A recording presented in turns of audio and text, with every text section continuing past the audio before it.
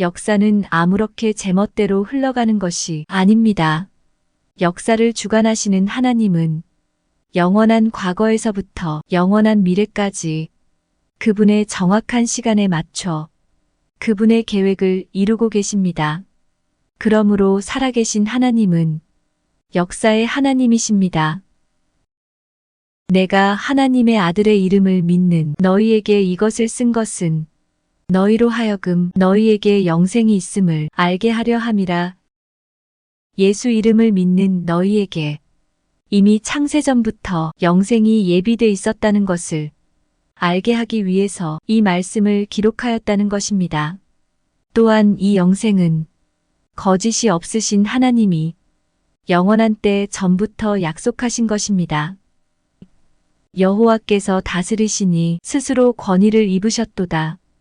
여호와께서 능력의 옷을 입으시며 띠를 띠셨으므로 세계도 견고히 서서 흔들리지 아니하는도다. 주의 보좌는 예로부터 견고히 섰으며 주는 영원부터 계셨나이다. 영원부터 만물을 창조하신 하나님은 영원부터 우리 주 그리스도 예수 안에서 예정하신 뜻대로 그분의 경륜과 섭리를 따라 역사하시는 분입니다. 그러므로 역사의 중심에 예수 그리스도가 있습니다. 우리가 믿음으로 의롭다 함을 받고 하나님의 자녀가 되어 우리 안에 거하시는 성령의 복을 받았다면 우리 또한 하나님의 약속과 그분의 계획 안에 있는 자들입니다. 하나님은 언약의 하나님이십니다. 하나님은 인간들과 언약을 맺으실 만큼 은혜로운 분이시며 자신이 맺은 약속들을 언제나 지키십니다. 그분은 변치 않는 사랑과 신실함을 보이시는 하나님입니다. 그러나 하나님이 그분의 약속을 언제나 즉시 이루시는 것은 아닙니다. 아브라함과 사라는 믿음을 따라 죽었으며 약속을 받지 못하였으되 그것들을 멀리서 보고 환영했습니다. 비록 약속에 대한 성취로 그들에게서 이삭이 태어났지만 그들의 씨는 아직 매우 적습니다. 또한 그들에게는 땅도 주어지지 않았고 땅의 모든 족속이 복을 받지도 않았습니다. 하나님의 모든 약속은 반드시 성취되지만 그들은 믿음과 오래 참음으로 그 약속들을 유업으로 받았습니다. 우리 역시 하나님의 때를 기다리는 것으로 만족해야 합니다. 하나님은 또한 복 주시는 하나님입니다. 하나님은 아브라함에게 내가 내게 복을 주어 그렇게 말씀하셨습니다. 베드로 또한 하나님이 복 주시려고 너희에게 예수를 먼저 보내사 라고 그 말을 되풀이했습니다. 자기 백성에 대한 하나님의 태도는 긍정적이고 건설적이며 풍성케 하는 것입니다. 심판은 하나님의 비상한 일입니다. 대저 여호와께서 브라심 산에서와 같이 일어나시며 기브온 골짜기에서와 같이 진노하사 자기의 일을 행하시리니 그의 일이 비상할 것이며 자기의 사역을 이루시리니 그의 사역이 기이할 것임이라. 하나님이 주로 하시는 일은 사람들에게 구원의 복을 주시는 것입니다. 하나님은 모든 사람이 구원을 받으며 진리를 아는 데에 이르기를 원하시느니라. 우리 하나님은 자비의 하나님이십니다.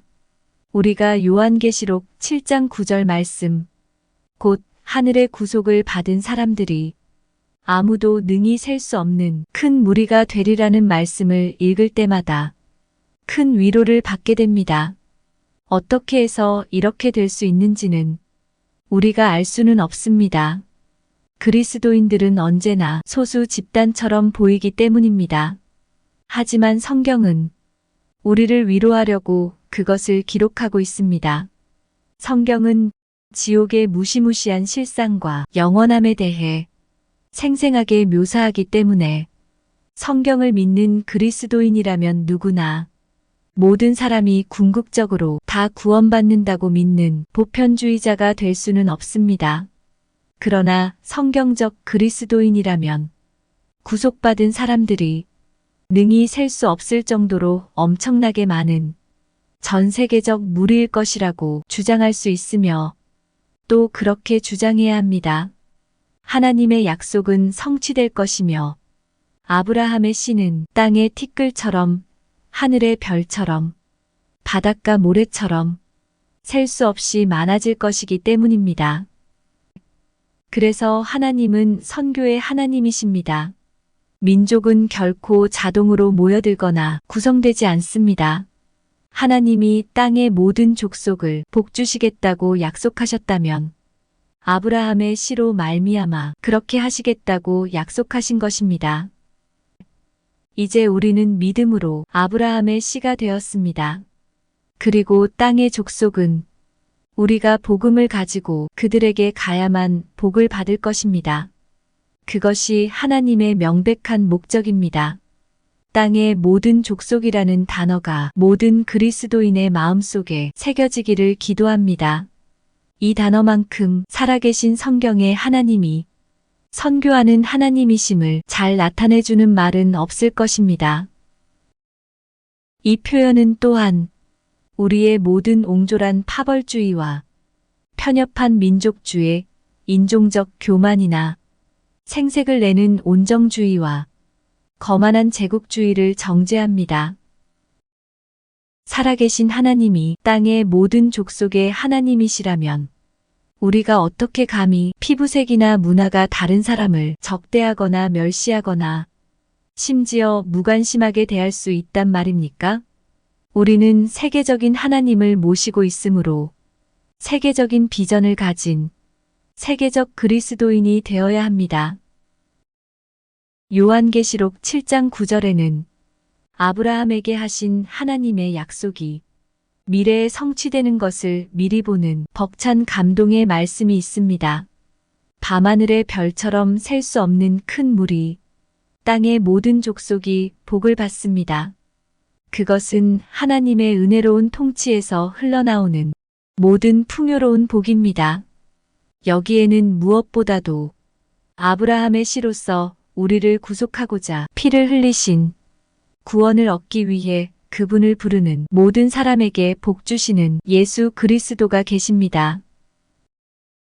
각 나라와 족속과 백성과 방언에서 그 어린 양의 피에 그 옷을 씻어 의로운 옷을 입은 큰 무리가 하나님의 보좌 앞에 있습니다.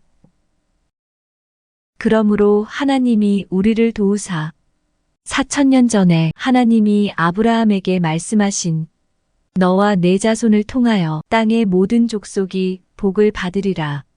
그 약속을 우리가 계속 기억하게 하시기를 소망합니다. 살아계신 하나님은 역사의 하나님입니다. 언약의 하나님입니다. 복 주시는 하나님입니다. 자비의 하나님입니다. 선교하시는 하나님입니다.